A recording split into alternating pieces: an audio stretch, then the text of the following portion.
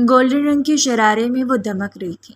Beautician نے make up کا آخری ٹچ دیتے ہوئے اس کا رخ آئینے کی جانب موڑ دیا اور وہ حیران و پریشان خود کو دیکھتی رہ گئی۔ بلا شبہ وہ بے تحاشا حسین لگ رہی تھی، اتنی حسین کہ اگر اس پر نظر اٹھتی تو ٹھہر جاتی۔ آج کی شام مکمل طور پر شاہ زیب کے نام تھی۔ فائنلی آج وہ ایک اچھی بیٹی ہونے کا ثبوت دینے جا رہی تھی، ایک ایسی بیٹی جو اپنی ماں کی فرمانبردار ثابت ہو کر اپنے ماموزاد سے نکاح کے تعلق میں منسلک ہونے والی تھی۔ ان تمام تعلقات کو بالائے طاق رکھ کر جو اس کے ماضی میں دامن تھام کر اسے امید بھری نگاہوں سے دیکھ رہے تھے، ابھی انہی سوچوں میں گم تھی جب کمرے کا دروازہ کھلا اور خدیجہ بیگم اپنے کندھے پر پڑی ہوئی شال کو سنبھالتی ہوئی کمرے میں داخل ہوئی۔ ماشاءاللہ، میری جان کا ٹکڑا کتنی حسین لگ رہی ہے، میری بچی۔ انہوں نے آگے بڑھتے اس کے چہرے کو دیکھتے ہوئے اسے اپنے ساتھ لگا لیا۔ آنکھوں میں آئی نمی کو انگلی سے صاف کرتے اس نے دیکھ رہی تھی جب اس نے جھک کر اپنی ماں کے ماتھے پر لب رکھی۔ آپ بھی بہت حسین لگ رہی ہیں، وہ بولی تو ملائم سا لہجہ جیسے پھول بکھیر گیا ہو۔ بس آج کی شام کو بری نظر نہ لگ جائے، ہمیشہ کی طرح اندیشوں میں مبتلا ہو کر انہوں نے کہہ دیا، یہ جانتے ہوئے شاید کہ بری نظر اس حسین شام کی تاک لگائے بیٹھی۔ شاید کہیں نہ کہیں انہیں اندازہ تھا کہ وہ اتنی آسانی سے رک کر پیچھا نہیں چھوڑے گا، وہ آئے گا ضرور، اور شاید یہ شام سجی اسی لیے تھی کہ وہ آئے۔ آپ بالکل فکر نہ کریں، ایسا کچھ بھی نہیں ہوگا۔ اپنی ماں کی آنکھوں میں اندیشے پڑتے ہوئے اس نے جھک کر ان کے دونوں ہاتھوں کو تھام کر باری باری لب رکھ دیے۔ ٹھیک ہے، میں کچھ دیر تک بچوں کو بھیجتی ہوں، وہ تمہیں باہر لے جاتی ہیں۔ دولہا آ چکا اور نکاح کے انتظامات مکمل ہیں۔ اس کی جانب اطمینان سے دیکھتے ہوئے کمرے سے باہر نکل گئی تو وہ پلٹ کر ایک بار پھر خود کو دیکھنے لگی۔ اس خوبصورت لباس میں گلابی رنگ کی گڑیا لگ رہی تھی۔ شرارہ بہت زیادہ بھاری اور کامدار نہیں تھا، لیکن پھر بھی گلاسy میک اپ نے اس کے پورے لوک کو چار چاند لگا دیے۔ مہکتی ہوئی خوشبو میں وہ مہکتی ہوئی لڑکی کسی کو بھی بہکانے کا کام سر انجام دے سکتی تھی۔ اپنے لبوں کو باہم جوڑے وہ ذرا سا پیچھے ہٹی ہوئی تھی کہ اچانک پورا کمرہ اندھیرے میں ڈوب گیا۔ اس نے دہل کر دل پر ہاتھ رکھا، صرف کمرہ نہیں باہر سے بھی آوازیں آنے لگی، شاید پورے گھر کی لائٹ چلی گئی تھی۔ اسے کوفت ہونے لگی، کم سے کم آج ایسا نہیں ہونا چاہیے تھا۔ یہ تو شکر ہے کہ ابھی اندر تھی۔ ہاتھ بڑھا کر اس نے کرسی کو تلاش کرنا چاہا اور پھر اطمینان سے اس پر ٹکنے لگی تھی کہ اچانک دو بازو نے اسے کھینچ کر دبوچ لیا۔ وہ چیخ بھی نہیں پائی، اس کے منہ پر اتنے زوردار طریقے سے ہاتھ جما دیا گیا کہ اپنی پھٹی پھٹی آنکھوں سے حلق میں دبی ہوئی چیخ کو نکالنے کی کوششوں میں ہلکان ہوتی، اس سے پہلے کہ وہ پھڑپڑا کر اپنے وجود کو آزاد کروانے کی کوشش کرتی کہ کلوروفارم سے بھرا ہوا رومال سختی سے اس کے منہ پر جما دیا گیا۔ یہ بس منٹوں کا کھیل تھا، اتنا زیادہ تو وقت ہی نہیں تھا مقابل کے پاس کہ وہ یہاں کھڑے ہو کر اس کا تڑپنا اور پھر بھڑکنا انجوائے کرتا رہتا۔ کچھ ہی دیر کے بعد اس کے بازو میں جھول گئی اور شاید وہ پورا انتظام کر کے آیا تھا۔ ساری لائٹیں روشن ہو گئیں، پورا گھر روشنی میں نہا گیا، لیکن ایک چیز مسنگ تھی۔ کمرے میں داخل ہوتی ندا نے چیخ کر ہی پلٹتے ہوئے خدیجہ بیگم کو پکارا، دلہن غائب ہو گئی، اور شاید آج رات اسے غائب ہونا ہی تھا۔ یعنی وہ آ گیا جس کا خوف تھا، جس کے خوف کے باعث خدیجہ بیگم کتنی راتوں سے سو نہیں پا رہی تھی۔ باہر کھڑی سیکیورٹی، انہوں نے ہر ایک جانے والے کو گویا کام پر لگا دیا، لیکن اس کے باوجود وہ آیا اور پلے چپکتے ہی روپ چاہ کو اڑا کر لے گیا۔ ایسا کیسے ہو سکتا ہے؟ روپ کہاں جا سکتی ہے؟ خدیجہ بیگم نے بکھلا کر چیختے ہوئے خود کو سنبھالنے کی کوشش کی، لیکن بے سود۔ پوری حویلی میں خبر جنگل میں آگ کی طرح پھیل گئی۔ اس لڑکی کو غائب ہونا ہی تھا، صبح غائب ہو گئی۔ پورے گھر میں ہنگامہ برپا ہو گیا۔ اس پورے ہنگامے میں مرکز گفتگو وہی تھے، روپ شاہ، جو اب کسی اور کی دسترس میں تھی۔ وہ جانے کتنی دیر کے بعد سے ہوش آیا۔ ایسا ایسا اپنی آنکھوں کو کھولتے ہوئے اس نے اپنے بھاری سر کو تھام کر ادھر ادھر کا منظر دیکھا۔ اس کی سانس دھوکنی کی مانند چل رہی تھی اور دل آہستہ آہستہ دھڑک رہا تھا۔ یوں لگ رہا تھا جیسے وہ بس کسی ویران کونے میں پھینک دی گئی ہے۔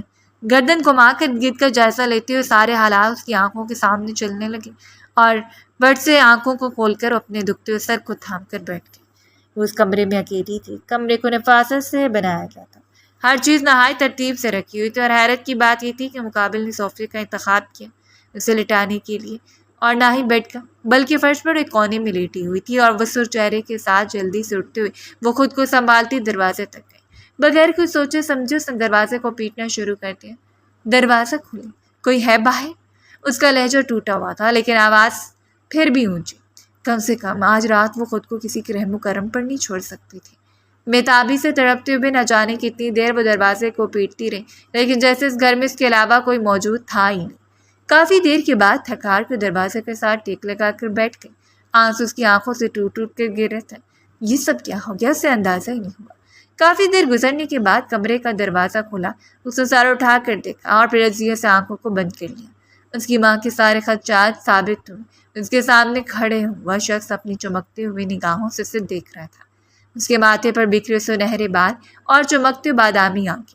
وہ دیر تک انہیں دیکھتی رہی اور پھر آگے بڑھ کر جھپٹ کر اس کا گریبان پکڑ لیا۔ تم ہو کون؟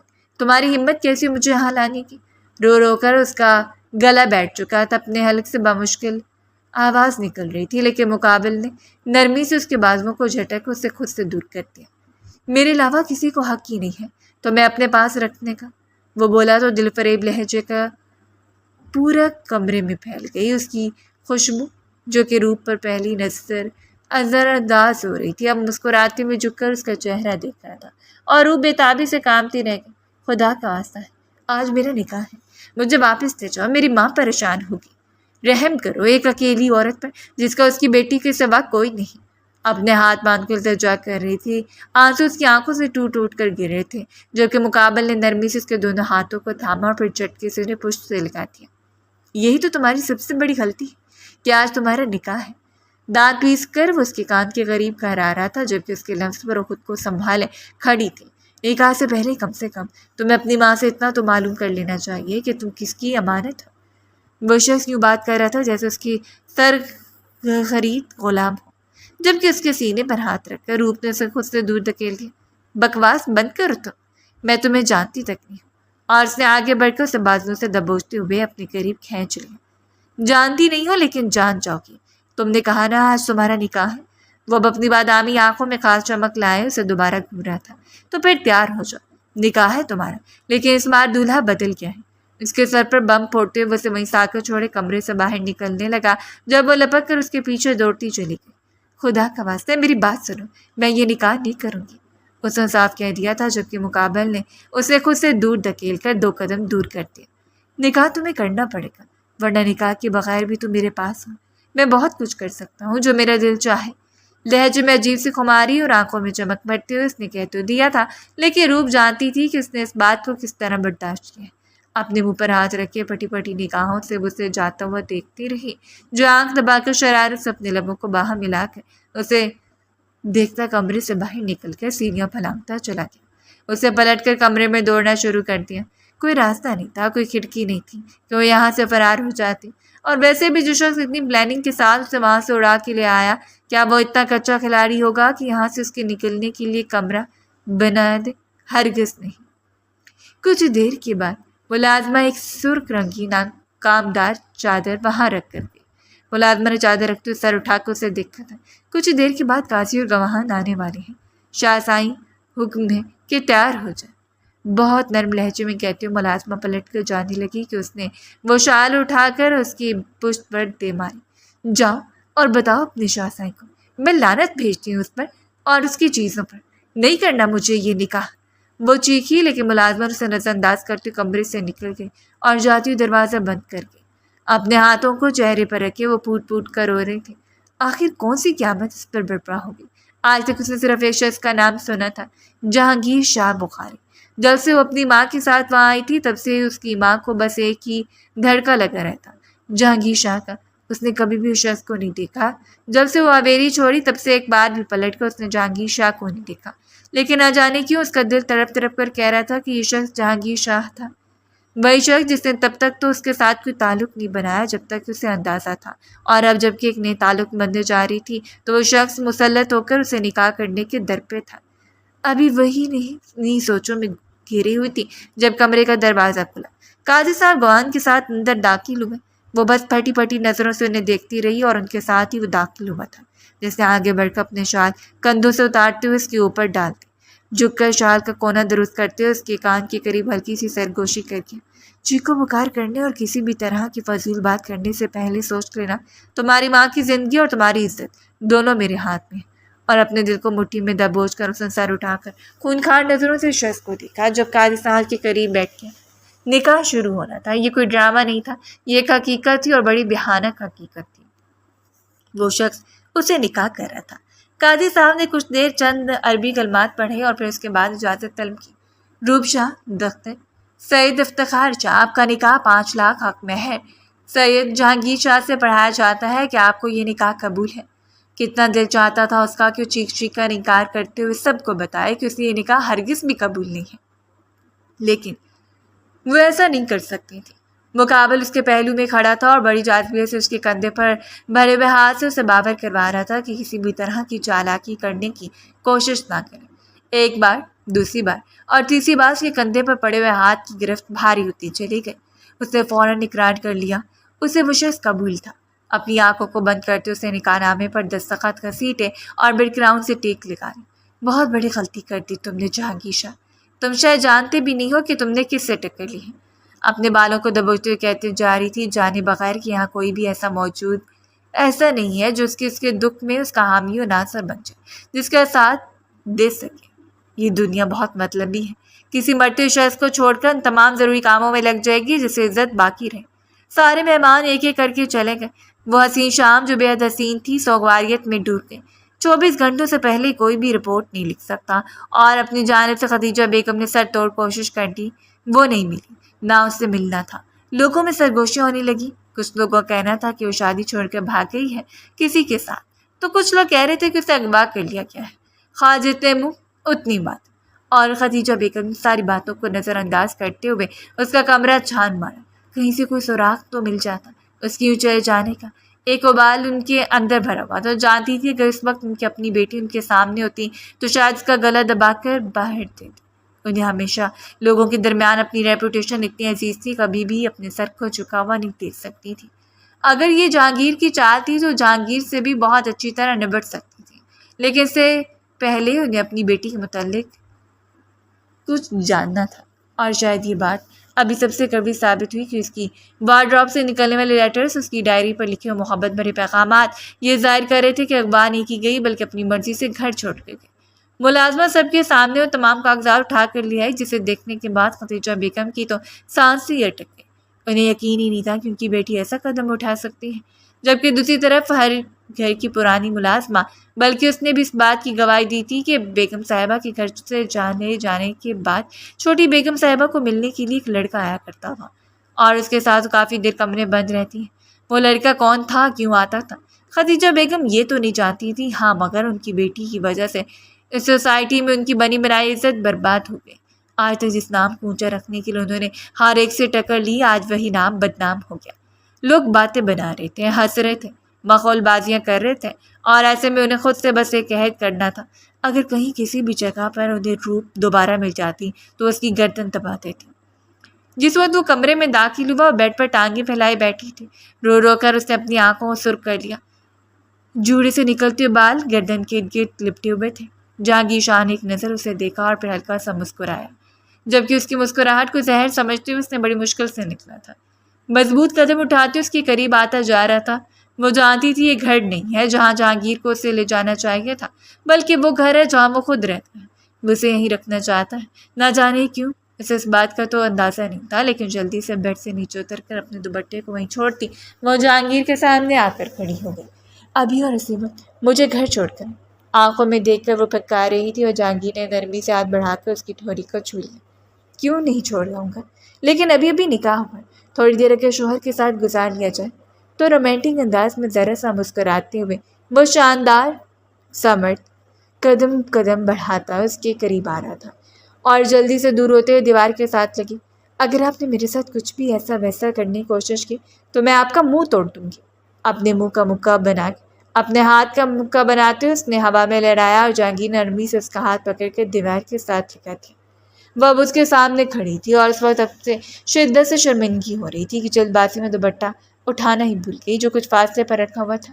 کم سے کم آج کی رات مجھ پر کنٹرول کر لیجیے، آج ہاتھ نہ اٹھائیں، آج تو محبت بھری رات ہے، سرگوشیوں بھری رات، اور دیکھیں تو کتنے عرصے کے بعد میری بیگم میری دسترس میں آئی ہے۔ یہ جہانگیر شاہ کے ساتھ اس کی پہلی ملاقات نہیں تھی، ایک بار پہلے بھی سرسری ملاقات ہوئی، لیکن تب اسے یقین نہیں تھا کہ وہ جہانگیر شاہ ہے۔ وہ اسے دیکھتے ہوئے آنکھ دبا کر گزر گیا، اور وہ ہونک بنی وہیں کھڑی رہی۔ آج تک اس کی ماں نے اجازت نہیں دی کہ وہ لڑکوں سے غیر ضروری بات کرے یا اپنی مرضی سے کسی کے ساتھ بھی فرینڈ شپ کر رہے۔ اسے ہمیشہ وہی کرنا پڑا جو اس کی ماں نے کہا تھا، اور اسے ان کے بارے میں کہیں سے معلومات لینا بھی اسے نہایت معیوب لگا، سو وہ بات وہیں دبی رہ گئی۔ لیکن آج وہ اس کے سامنے کھڑا اپنے تمام جذبات کا اظہار کر رہا تھا۔ میں زہر کھا لوں گی لیکن آپ کے قریب نہیں آؤں گی، اور نہ ہی آپ کو اپنے قریب آنے دوں گی، اس کے وجود کا نفرت سے دور دھکیل کر وہ کہہ گئی، اور مقابل نے اسے ایک کمر سے تھام کے اتنی شدت سے کھینچا کہ وہ نہ صرف اس کے سینے سے لگی بلکہ اس کے پاؤں ہوا میں لہرانے لگے۔ تم جانتی ہو کہ تمہاری اتنی ہمت نہیں ہے جہانگیر کی مسز، سو باتیں اتنی ہی بنایا کرو جتنی کہ بنانی چاہیے۔ تمہیں اس 20 سالہ لڑکی کی سانسوں کو اٹکاتے ہوئے اس پر حاوی ہوتا جا رہا تھا، اور وہ تھر تھر کرتے ہوئے وجود کے ساتھ اس نے جہانگیر کو خود سے دور دھکیلا، اور پلک جھپکنے کی دیر تھی، ایک زناٹے دار تھپڑ جہانگیر شاہ کے چہرے پر جا پڑا۔ زندگی میں پہلی بار کسی نے اس پر ہاتھ اٹھایا تھا، اور وہ سامنے کھڑی ہوئی دھان پان سی لڑکی جس کی چوڑیاں ٹوٹ کر اس کی گال پر ایک ہلکا سا نشان پیدا کر گئی۔ جہانگیر شاہ کے منہ پر تھپڑ مارنے کے بعد وہ اپنے منہ پر ہاتھ رکھے بے یقین کھڑی رہی، جبکہ جہانگیر نے سرخوتی آنکھوں کے ساتھ اسے دیکھا تھا، ایک بار، دو بار، اور شدت اس کا دل چاہا کہ اس لڑکی کی گردن دباتا، لیکن وہ ایسا نہیں کر سکتا تھا۔ اس کے نازک سی کمر کو تھام کر ایک ہاتھ سے اس کا وہی ہاتھ اٹھا کر اپنی لبوں کے قریب لے جا کر اس پر اپنے لب رکھ گیا۔ یہی تو انا کا کچلنا تھا۔ اس روز اس نے اس لڑکی کے قدموں میں اپنی انا کو کچل دیا جو اس کے قابل عشق نہیں تھے۔ ایسا نہیں تھا کہ جہاں گیر شاہ کو اس کے علاوہ اور کوئی نظر نہیں آتی۔ وہ تب سے اس کی منقوع تھی جب سے وہ صرف 5 سال کی تھی۔ اس کے بعد یہ نکاح یاد نہیں یا کبھی یاد ہے نہ کروانے کی کوشش کی گئی۔ ہر بار جب کچھ نہ کچھ دہراتی تو خدیجہ بیگم یہ کہہ کر ٹال دیتی کہ وہ بس ایک منگنی تھی جس میں آغا جان نے اسے جہانگیر سے منسوب کیا، اور اس منگنی کی کوئی اہمیت نہیں ہے، اور وہ خاموشی اختیار کر لیتی۔ آج صرف اس کی خاطر اسے دکھانے کے لیے اس نے اتنے سارے لوگوں میں دوبارہ اسے نکاح کر کے اسے اپنے قریب کر دیا۔ کم سے کم اب تو وہ نہیں کہہ سکتی تھی کہ وہ صرف ایک منگنی تھی، حالانکہ اس وقت کبھی نکاح نامہ موجود تھا، گواہان بھی تھے۔ اس وقت وہ تقریباً 7 برس کا تھا، یعنی کہ صرف بڑوں کی رضامندی سے ہوا، لیکن اسے ہمیشہ سے یہی سکھایا گیا وہ سنہری گڑیا صرف اسی کی ہے جسے محبت کر کے اسے اپنے قریب کر کے وہ اپنے باہوں میں بھر سکتا ہے۔ آنکھوں سے ٹوٹتے آنسوؤں کے ساتھ اس کے لبوں نے التجا کی، پلیز مجھے چھوڑ دیں، مجھے جانے دیں، اور جہانگیر نے مخمور نگاہوں سے اسے چھوڑتے ہوئے خود سے دور کر دیا۔ تمہیں چھوڑ تو سکتا ہوں لیکن جانے نہیں دے سکتا۔ اگلے 2 دنوں تک تم یہیں رہو گی، ماما سے ملاقات کرو گی، اور پھر تمہیں تمہارے گھر چھوڑ دیا جائے گا۔ میں صرف دیکھنا چاہتا ہوں کہ تمہاری ماں کس حد تک جا سکتی ہیں، اور اپنی ماں کے خلاف تو ایک لفظ بھی نہیں سن سکتی تھی۔ بس آپ کی کیسے نکلنے کی دیر ہے جہانگیر شاہ، میں سیدھا پولیس کے پاس جاؤں گی، عدالت میں جا کر آپ پر کیس کروں گی۔ ماما ٹھیک کہتی ہیں، تم لوگ درندے ہو، درندوں کے علاوہ کچھ نہیں۔ اور وہ پلٹ کر اسے دیکھتا کمرے سے باہر نکل گیا۔ وہ اسے درندہ کہہ رہی تھی جسے پانے کے لیے اسے نہ جانے کتنوں کا ساتھ چھوڑ دیا۔ اس کی آنکھوں میں نفرت کے جلتے ہوئے انگارے دیکھ کر وہ سمجھ چکا تھا کہ نفرت مٹانا اتنا آسان نہیں ہے۔ وہ چاہتا تھا کہ اس کے سامنے رشتوں کی اصلیت آئے، اس لیے اس نے کوئی چھوٹا کھیل نہیں کھیلا۔ اس گھر کی ملازمہ زینت کو اپنے ساتھ ملا لیا۔ زینت نے وہ کر دکھایا جو روپ کو خدیجہ بیگم کی نظروں میں سراسر غلط ثابت کر دیتا۔ اب باری تھی اعتماد اور یقین کے رشتوں کی۔ خدیجہ بیگم صرف اپنی نفرت کی آڑ میں اتنا گر گئی کہ اس کی بیوی کو کسی اور کی بیوی بنانے چاہ رہے تھے، شاید یہ سوچ کر کہ اس شام یہاں آئے گا، ایک ہنگامہ برپا ہوگا، اور اس کے بعد فوری طلاق، تب بھی فائدہ انہی کا ہوگا۔ وہ فوراً اپنی بیٹی کو شاہ زیب سے منسوب کر دیں گی، لیکن اگر وہ نہیں بھی آتا تب بھی اس کا نکاح نامہ چپ چاپ شاہ زیب سے کر دیا جائے گا، یہ گمان کرتے ہوئے کہ بچپن کی نکاح تھا جس میں سمجھدار نہیں تھی۔ سگریٹ کو سلگاتے ہوئے لان میں ٹہلنے لگی، سرکتی ہوئی سگریٹ سے نکلتا ہوا دھواں اندر کی وحشت کو کم کر رہا تھا، جبکہ دوسری طرف اس کی پشت کو دیکھ کر تھوکتی ہوئی وہ لڑکی دانت پیس کر دروازے کو لا کر کے سونے کے لیے لیٹ گئی۔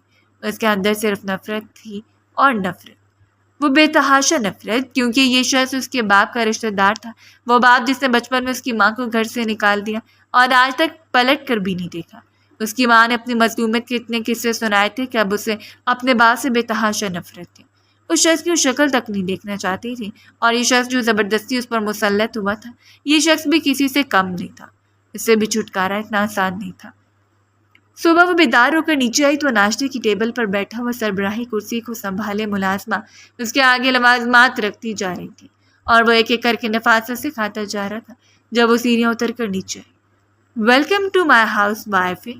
دل فریبی سے مسکراتے اس نے ہاتھ اٹھا کر ملازمہ کو رک جانے کا اشارہ کیا اور وہ رک گئی۔ ویسے کہنا تو مجھے پہلے چاہیے تھا، لیکن آج تمہاری پہلی صبح ہے اس لیے کہہ رہا ہوں۔ اور وہ بضد اس شخص کو دیکھتی رہ گئی۔ مجھے ابھی اسی وقت گھر چھوڑ کر آئے، ورنہ میں وعدہ کرتی ہوں کہ میں آج شام سے پہلے اپنی جان لے لوں گی۔ اس کی آنکھیں چیخ چیخ کر بتا رہی تھی کتنا روئی ہے، تڑپی ہے، اور نیپکن سے اپنے لبوں کو تھپتھپاتے ہوئے مدھم سا مسکرایا۔ چھوڑ آؤں گا، لیکن اس سے پہلے مجھے بھی ایسی محبت چاہیے تم سے، ایسی دل فریب محبت جس میں تمہیں اپنے لیے تڑپتا ہوا دکھوں، تب تمہیں اس کیسے آزادی مل جائے گی۔ نیپکن کو سائڈ پر رکھتے ہوئے وہ اٹھ کر جانے لگا اور اس لڑکی نے جوس سے بھرا ہوا جگ اٹھا کر فرش پر ٹے مارا۔ غلط فہمی ہے آپ کی، صرف غلط فہمی۔ میں مر تو سکتی ہوں، لیکن آپ جیسے لوگوں پر یقین نہیں کر سکتی، اور نہ ہی شادی کو مانتی ہوں۔ وہ اب مسکراتے ہوئے داخلی دروازے کی جانب بڑھ گیا۔ اب اس کے پاس اتنا ٹائم تو نہیں تھا کہ سر پہ لڑکی سے بیڈ لگا کر بدلہ لینے کی ٹھان لیتا، ہرگز نہیں۔ اس گھر میں اس نے بے تحاشا نقصانات کر دیے، اس کے ہاتھ میں جو کچھ آیا اس نے توڑ دیا۔ وہ صرف شخص کو اذیت دینا چاہتی تھی، یہ جانے بغیر کہ وہ معمولی چیزیں اس کے لیے کبھی بھی قابل اذیت نہیں ہو سکتی تھیں۔ ملازمین ڈرے ہوئے تھے، اسے ابھی یہاں تک کہ ایک اور دن بھی گزارنا تھا جو بالکل ہی گھٹن زدہ ہونے والا تھا۔ اسے اپنی ماں کی یاد ستا رہی تھی، اسے واپس جانا تھا، اور اثر کے قریب نہ جانے کس طرح جب اسے اطلاع ملی کہ شاہ سائیں کہہ رہے ہیں کہ کچھ دیر تک وہ اپنا سامان اٹھاتی باہر آ جائے، اسے ان کی ماں کے پاس چھوڑنے جا رہے ہیں، تو وہ خوشی سے چہک اٹھے۔ فائنلی اس نے اس شخص کو ہرا دیا جو بڑے رشتے کی رٹ لگائے ہوئے تھا۔ اپنے بالوں کو جھٹک کر میں سے جوڑا بناتے نکلتی ہوئی لٹوں کو چہرے پر سجا کر پرسکون انداز میں سر گرائے بیٹھی رہی۔ میں تمہیں چھوڑنے تو جا رہا ہوں مسز، لیکن یاد رکھیے گا آپ ذرا بھی میری نظروں سے غافل نہیں ہیں، اسے نرمی سے کہا تھا، اور فوراً طور پر اسے کاٹدار نظروں سے دیکھتی دانت پیس کر رہ گئی۔ میں تو آپ سے طلاق لے لوں گی، مجھے رشتہ رکھنا ہی نہیں ہے، کبھی بھی نہیں۔ اور گاڑی ایک جھٹکے سے رکی، یعنی ابھی وہ سدھر ہی نہیں تھی۔ صرف آغا جان کی زندگی کی وجہ سے وہ اسے واپس چھوڑنے جا رہا تھا، ورنہ اس لڑکی کو اپنے پاس رکھ کر سدھارنا بہت اچھی طرح جانتا تھا۔ گردن سے دبوچ کر اسے اپنے قریب کرتے اس کے لبوں پر بے تحاشا جھکتا چلا گیا، اور اس لمس پر تڑپتی ہوئی لڑکی حیرت و بے یقینی سے اسے دیکھتی رہی۔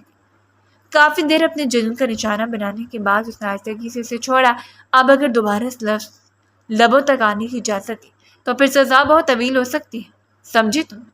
آنکھ دبا کر اس کی بولتی بند کر چکا تھا، اور وہ اس میں کامیاب بھی ہوا۔ باقی جتنا راستہ بھی وہ گاڑی میں بیٹھی رہی، اس کے زبان سے ایک لفظ تک نہیں نکلا۔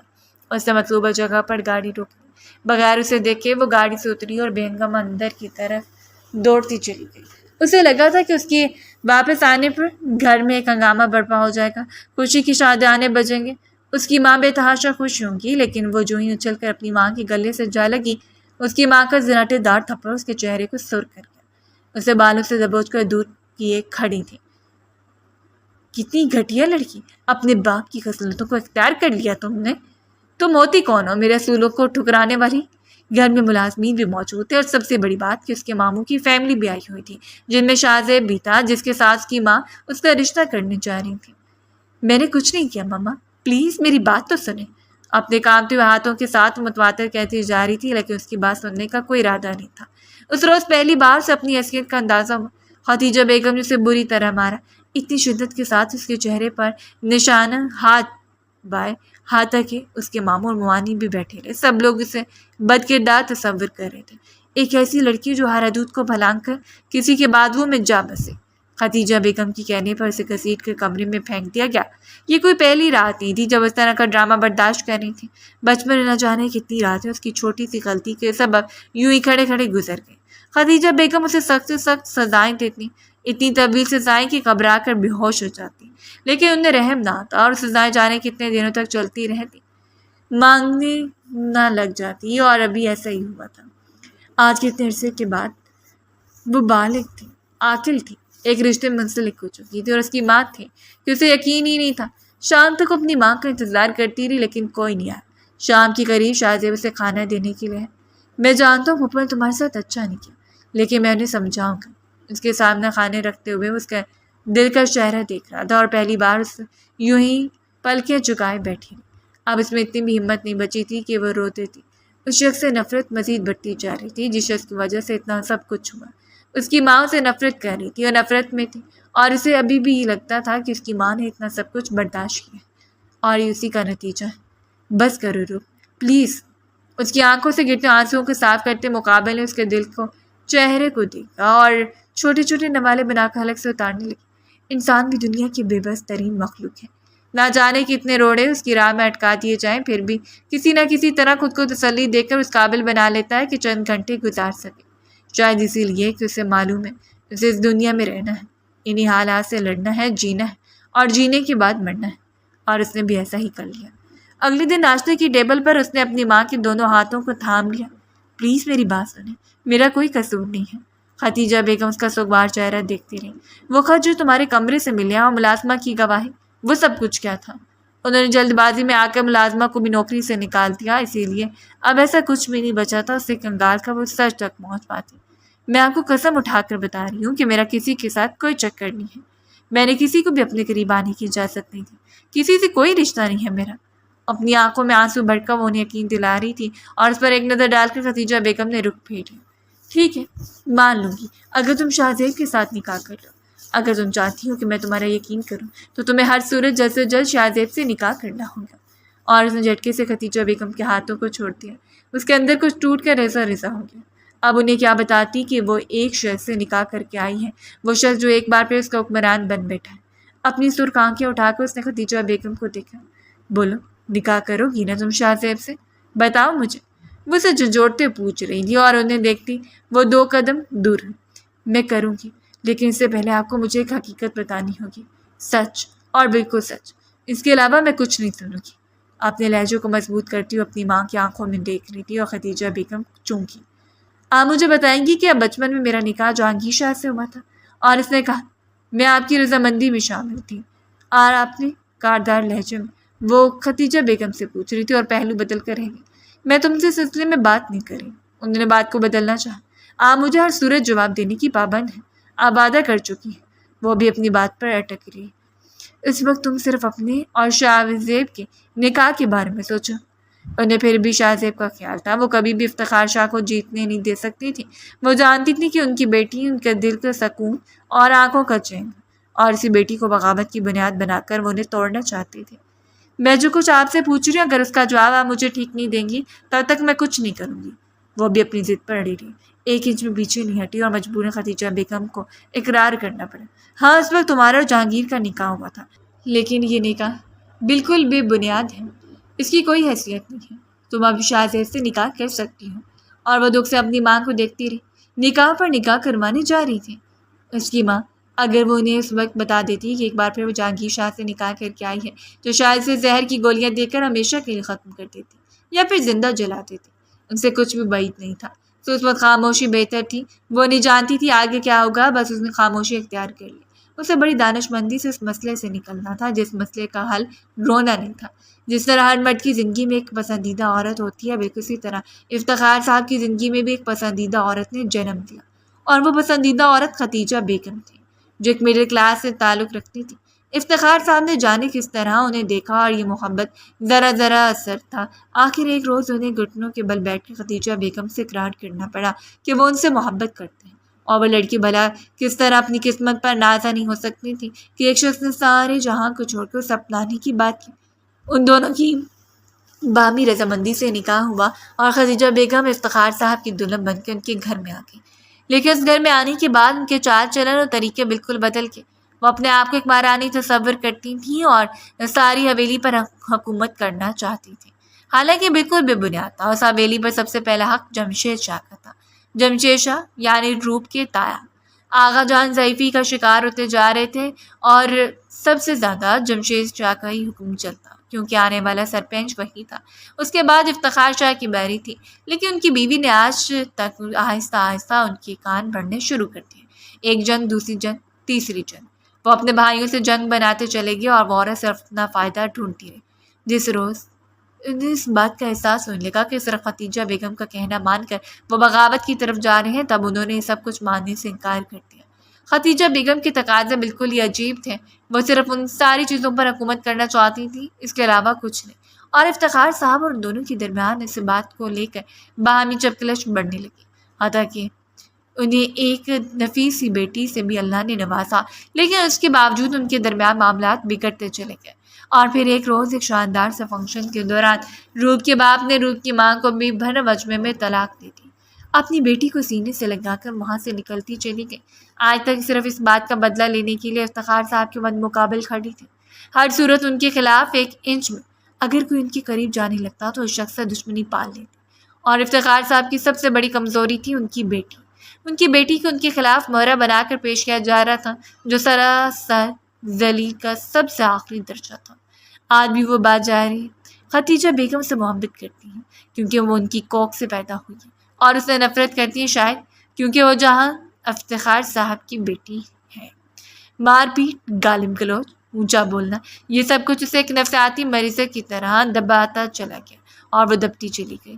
یہی وجہ تھی کہ اس نے پھر پلٹ کر اپنے باپ سے ملاقات نہیں کی، آغا جان سے ملاقات نہیں کیا، تاکہ اس شخص کو بھی ہمیشہ نظر انداز کیے رکھا تو یہ عرصہ پہلے بیرون ملک چلا گیا اور ابھی لوٹ کر آیا تھا، اور آتی اس کی زندگی کے سارے رنگ ڈھنگ ہی بدل دیے، اسے اپنوں کی نظروں میں بیگانہ کر دیا، اسے ہر طرح سے توڑ کر رکھ دیا۔ فی الوقت سے اگر کسی سے نفرت تھی، کسی سے بدگمانی تھی تو وہ یہی شخص تھا۔ اس کی ماں کے آئے روز ہی معاملات بڑھتے چلے گئے، اور وہ چاہتی تھی کہ شاہ زیب سے نکاح کر لے، جبکہ ابھی تک وہ خاموشی اختیار کیے ہوئے تھے۔ دوبارہ اس نے ملاقات نہیں کی، دوبارہ لوٹ کر اس کے دروازے تک نہیں آیا۔ نہ جانے کیوں کبھی کبھار اگر اس کے بارے میں سوچتی تو پھر جلدی سے سر جھٹک کر اس کا خیال ذہن سے نکال دیتی۔ کم سے کم وہ نہیں سو سکتی تھی، ہرگز نہیں۔ اس روز بھی ختیجہ بیگم کا موڈ کچھ خوشگوار تھا۔ انہوں نے خود ہی شاہ زیب کو کال کر کے بلایا اور کہا کہ ان کی بیٹی کو شاپنگ کروانے لے جائے۔ وہ بس کمرے میں لیٹی ہوئی تھی جب شاہویز کمرے میں داخل ہوا بغیر اجازت کے، اور وہ چل کر سیدھی ہوئی۔ شاہویز کی نگاہیں نہ جانے کہاں تک پھیلتی گئی۔ چلو کزن، ہم شاپنگ کرنے جا رہے ہیں۔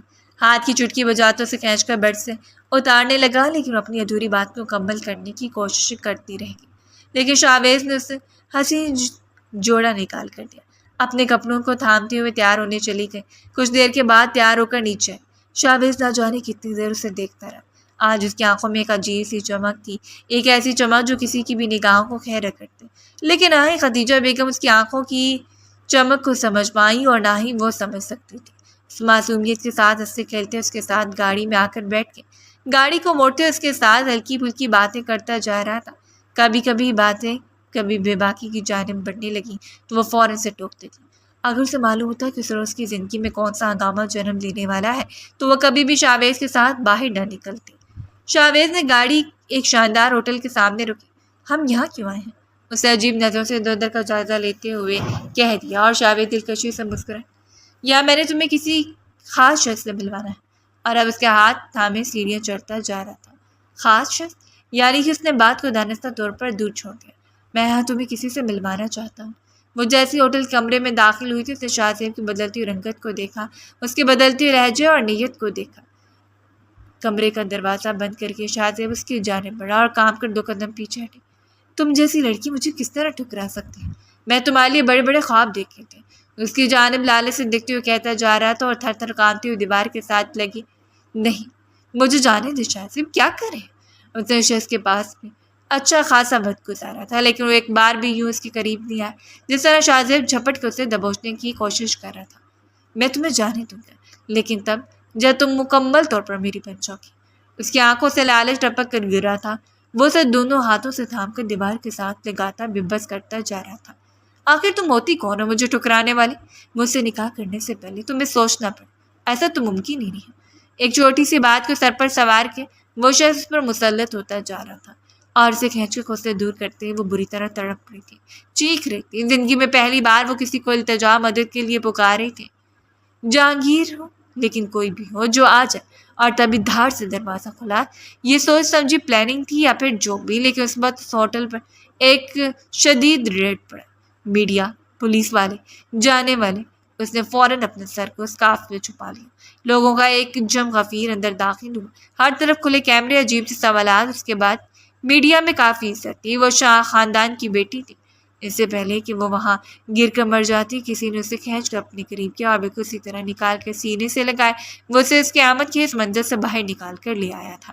وہ سوچ بھی نہیں سکتی تھی خدا اس پر اس قدر مہربان ہو سکتا ہے۔ اسے یوں نکال لیا گیا جیسے دودھ میں مکھی، جبکہ باقی سب لوگ میڈیا کی زد میں آ گئے۔ کچھ لوگوں کو پولیس نے اریسٹ کر لیا اور انہیں پر اریسٹ ہونے والوں میں شاہ زیب بھی تھا۔ وہاں سے بچا کے آنے والے اسے گاڑی میں لا کے بٹھایا اور اسے دوپٹے میں لپٹ کر اس نے گاڑی کی پشت پہ ٹیک لگا کر اپنی آنکھوں کو بند کر لیا۔ ایک لمحے کے لیے وہ خوش و خرچ سے بیگانہ ہو گئی، جو بڑی قیامت سے ڈرا رہی تھی، جسے گھبراہٹ کا وہ شکار تھی، وہ ٹل گئی۔ لیکن اس کے ذہن میں ہمیشہ کے لیے نقش و کرے کہ شاہ زیب کو اس نے ایسا بھیانک چہرہ دیکھا تھا جو وہ کبھی فراموش نہیں کر سکتی تھی۔ جس وقت اس کی آنکھ کھلی وہ اسپتال کے کمرے میں تھی۔ کافی دیر وہ اس کی چار دیواری کو گھورتی رہی اور پھر گردن موڑ کر دیکھا، اسے دور سیٹ پر بیٹھے افتخار صاحب نظر آئے۔ آج وہ بس انہیں دیکھتی رہی ٹوٹی امید کے ساتھ۔ آج وہ سر جھٹک نہیں پائی، انہیں برا بھلا نہیں کہہ پائی، اور پھر اس نے واقعی سب کو دیکھا تھا۔ آغا جان وہاں موجود تھے اور وہ شخص بھی، وہ بھی تو تھا، صوفے پر بڑی شان سے براجمان بیٹھا اس کے چہرے کا جائزہ لے رہا تھا۔ وہ چپ چاپ لیٹی رہی، نہیں جانتی تھی ان لوگوں کو پتہ ہے یا نہیں، لیکن اس بات کو اسے یقین تھا کہ سب کچھ اس کی ماں کی وجہ سے ہوا ہے۔ اگر اس کی ماں اس پر یقین کرتی، کسی کو بھی تو اجازت نہ دیتی کہ اس کی زندگی میں مداخلت کرے، تو کوئی اس کی زندگی کو برباد کرنے کا تصور بھی نہ کرتا۔ شاہ زیب جس وقت بوجھنے کی کوشش کر رہا تھا، وہ بار بار یہی کہہ رہا تھا کہ تمہاری ماں نے تمہیں میرے حوالے کیا ہے، تو تم ہوتی کون مجھ سے دور جانے والی؟ کیا اس کی قدر اتنی تھی کہ وہ بے بنیاد سے نفرت اور ضد کا نشانہ بنا دی جاتی؟ اس روز ہر طرح کی نظریات کو بدلتی اس نے پہلی بار خود کو خدیجہ بیگم کے سامنے کھڑا پایا۔ زندگی میں پہلی بار اس کی ہمت کر رہی تھی، میں آپ کے ساتھ نہیں جاؤں گی، بلکہ میں بابا کے ساتھ جاؤں گی۔ آج کے بعد آپ کا اور میرا رشتہ ختم۔ دو ٹوک الفاظ میں جواب ان کے منہ پر مارتے ہوئے پلٹی اور خدیجہ بیگم نے اس کے ہاتھوں کو پکڑ لیا تھا۔ تمہیں غلط فہمی ہوئی ہے، تم میری بیٹی ہو، تم اسی طرح کیسے جا سکتی ہو کسی اور کی وجہ سے؟ اور اپنے ہاتھوں کو جھٹکتی وہ انہیں دیکھتی رہ گئی۔ میں آپ کی بیٹی نہیں ہوں، میں آپ کی ضد کا نتیجہ ہوں، میں آپ کی وہ جیت ہوں جو آپ میرے باپ کو ہرا کر حاصل کرنا چاہتی ہیں۔ آپ جانتی بھی ہیں کہ میں نے آپ کے ساتھ ہوتے ہوئے کیا برداشت کیا؟ وہ بول رہی تھی اور اس کی آنکھوں سے آنسو ٹوٹ کر گر رہے تھے۔ ایک ایسے شخص کے ساتھ کوئی فراموش کرنا چاہے جو میرے لیے دنیا سے لڑنے کے لیے تیار ہے۔ میں نے شخص کے حق میں خیانت کرنے کی کوشش کی۔ آپ کی خوشی کے لیے میں نے بابا سے دور ہو کر صرف انہیں اذیت کے علاوہ کچھ نہیں کیا، لیکن اب اور نہیں۔ آج کے بعد آپ میرے راستے میں نہیں آئیں گے۔ آپ جانیں، آپ کے بھائی کے بچے جانیں، اور آپ کے باپ کی ماندہ زندگی اور ضد بس مجھے بخش دیجیے۔ اپنے ہاتھوں کو جوڑتے ان پر ماتھا ٹکاتے ہوئے پلٹ کر اپنے باپ کے ساتھ چلی گئی، اور خدیجہ بیگم جنہوں نے صرف جیتنا سیکھا تھا، آج پہلی بار ہارے کھڑی رہ گئی۔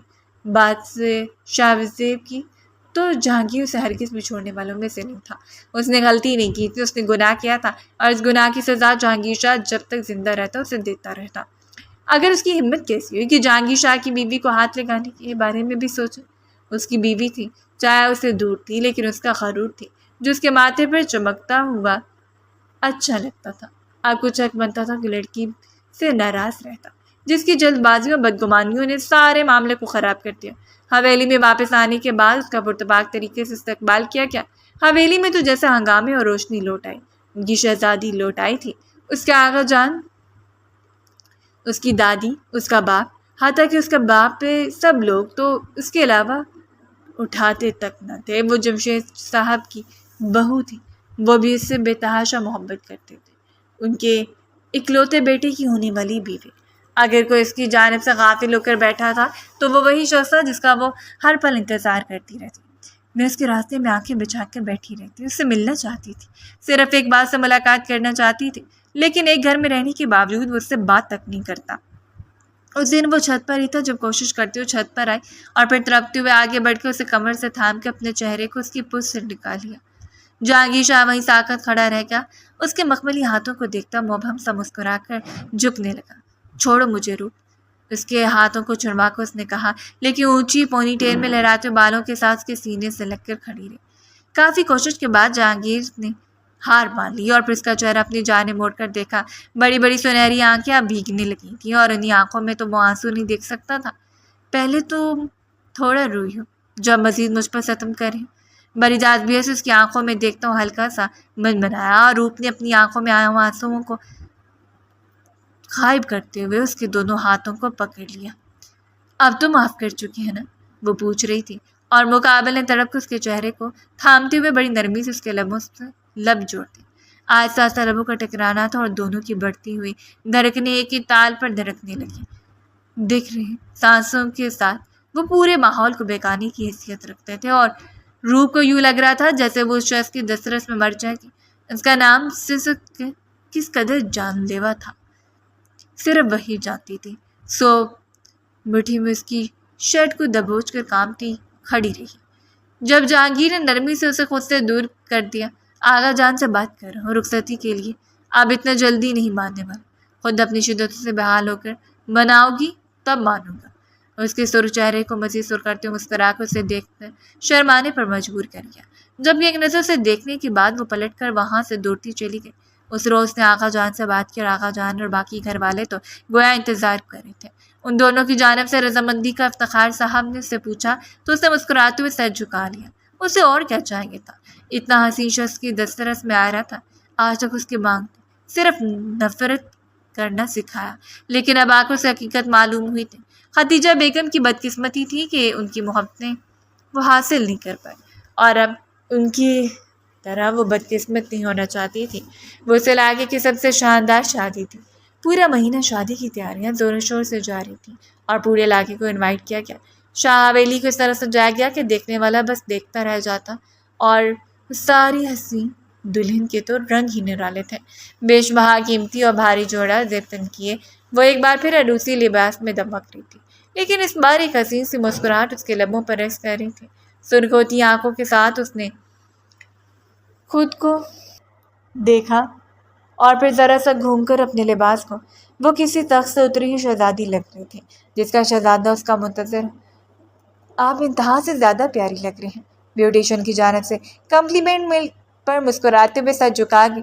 کچھ دیر کے بعد باہر لے جانے کا شور اٹھا۔ اس لمحے اسے اپنی ماں یاد آ رہی تھی۔ وہ انہیں منانے کے لیے بھی گئی، ان سے محبت سے کہا کہ وہ ساری ضد کو چھوڑ کر آ جائیں، لیکن وہ نہیں آ پائی۔ اسے ہمیشہ سے زیادہ اپنی اولاد سے زیادہ ضد عزیز تھی، اور اس ضد کو تھام کر وہ بیٹھی رہی۔ شاہانہ چال چلتے ہوئے اس شخص کی جانب جاری تھی جو بڑی بےتابی سے اس کا منتظر تھا۔ اسٹیج پر ہاتھ بڑھاتے ہوئے اس نے اپنی نازک سی دلہن کو تھام لیا اور پھر اس کے بھاری بھرکم لباس کو پکڑتے اسے سہارا دے کر اپنے پہلو میں بٹھا لیا۔ دونوں نے گویا ایک دوسرے کو مکمل کر دیا۔ کیا ایسا نہیں ہو سکتا کہ آپ مجھے ناچیز پر تھوڑا سا رحم کھا لیں؟ ذرا سا اس کی کان کی قریب جھکتے سرگوشی کر گیا اور اس نے گلنار چہرے کو جھکا کر اس کا نام پکارا تھا۔ جہانگیر پلیز، وہ التجا کر رہی تھی۔ اتنے لوگوں کے درمیان وہ بار بار اس کی باتوں پر بلش نہیں کر سکتی تھی۔ جن لوگوں کے درمیان سے جہانگیر شاہ کے پہلو میں بیٹھنا محال لگ رہا تھا، لیکن وہ پورے شان سے بیٹھی تھی۔ رخصتی کیا تھی؟ ایک کمرے سے نکل کر دوسرے کمرے میں جانا۔ وہ بھی خوش قسمت ترین دلہن تھی جسے اپنے بابا کا گھر نہیں چھوڑنا تھا، اور کمرے کے رنگ و روپ بھی دیکھنے والے تھے۔ شاہ صاحب کے کمرے کو اس طرح سجایا گیا کہ بیڈ پر بیٹھی ہوئی لڑکی گلاب کا ایک پھول لگ رہی تھی، لگاتا ہوا پھول جس کی خوشبو پورے کمرے کو معطر کر رہے تھے۔ جس وقت کمرے میں داخل ہو اس کے لبوں پر ایک دل نشین مسکراہٹ بکھر گئی۔ ایسے میں نے سوچا نہیں تھا کہ تمہیں رام کرنا اتنا آسان ہوگا، مقابل نیم سرگوشی سے کہتے ہوئے اس کے دونوں ہاتھوں کو تھام کر باری باری اپنے لب رکھے، جبکہ اس کے لمس پر گھبراتی ہوئی وہ اپنے ہاتھ کھینچنے لگی ہی تھی کہ جہانگیر نے کمر سے تھام کر اسے اپنے اوپر گرا لیا۔ اب دور جانے کا کوئی سوال ہی پیدا نہیں ہوتا محترمہ، میں نے سارے راستوں کو اپنی جانب موڑ دیا ہے تاکہ آپ کی منزل ہمیشہ میں رہوں۔ اس کے دل کی دھڑکن کو محسوس کرتا وہ کہتا جا رہا تھا، جبکہ سمٹ کے اس کے سینے پر سر رکھے وہ سارے جہاں سے بیگانی ہو گئے۔ وہ رات محبتوں بھری رات تھی، سرگوشیوں بھری رات تھی۔ وعدہ کرو کہ تم ہمیشہ میرے ساتھ رہو گی، کبھی بدگمان نہیں ہوگی، مجھے تمہاری بات گمانے سے ڈر لگتا ہے، وہ کہہ گیا اور اس کے حسین چہرے کو تھامتے بڑی ہمت کر کے اس کے ماتھے پر لب ٹکا گیا۔ حالانکہ آپ کو ڈرنا نہیں چاہیے، آپ کو معلوم ہونا چاہیے کہ آپ کے پاس کون ہے اور ہمیشہ رہے گی۔ اس کے حسن کی طرح اس کا اقرار بھی جان لیوا تھا۔ اس روز وہ اقرار کرتی تھی، شدت سے، بڑی محبت سے۔ اس شخص نے اس کے دل میں جو مقام حاصل کیا تھا اس مقام کو بتانا بنتا تھا۔ دونوں کے لب ایک دوسرے سے ٹکراتے ایک حشر برپا کر رہے تھے، دھڑکنیں ایک تار پر دھڑک رہی تھی اور سانسیں بکھر کر وہ بالے جان بنی ہوئی تھی۔ مقابل نے اس رات نرمی سے سمیٹتے خود میں پیوست کر دیا۔ یہ ایک مہر تھی اور صرف جہانگیر شاہ کی تھی۔ اگر اس کے بغیر کوئی اسے آنکھ اٹھا کر بھی دیکھتا تو جہانگیر شاہ اس کی آنکھ نکال لیتا۔ اپنی من پسند شخص کے بازو میں اتراتے دیکھ کر چاندرے میں ستاروں کو سرگوشی کر کے آگاہ کیا، اور وہ بھی ٹمٹما کر دیکھنے لگے۔ کبھی شرما کر آنکھوں کو بند کر لیتے تو کبھی کھول کر منظر دیکھتے جو دنیا کا سب سے حسین منظر تھا۔ ہاں، دو محبوب ایک دوسرے کی محبت سے لطف اندوز ہو رہے تھے، ایک حسین وادی کے ساتھ کہ اب آنے والا ہر دن محبت سے بھرا ہوگا، ہر شام محبت سے رقص کرتی ہوگی اور ہر لمحہ عشق کی جانب چلتا ہوا قافلہ ہوگا۔ اور یہی تو ایک حسین رشتے کی شروعات ہوتی ہے۔ امید ہے ہماری آج کی اسٹوری آپ کو پسند آئی ہوگی۔ تو اس ویڈیو پسند آئے تو اپنا فیڈ بیک لازمی شیئر کریں، ہمارے چینل کو سبسکرائب کر دیں۔ شکریہ۔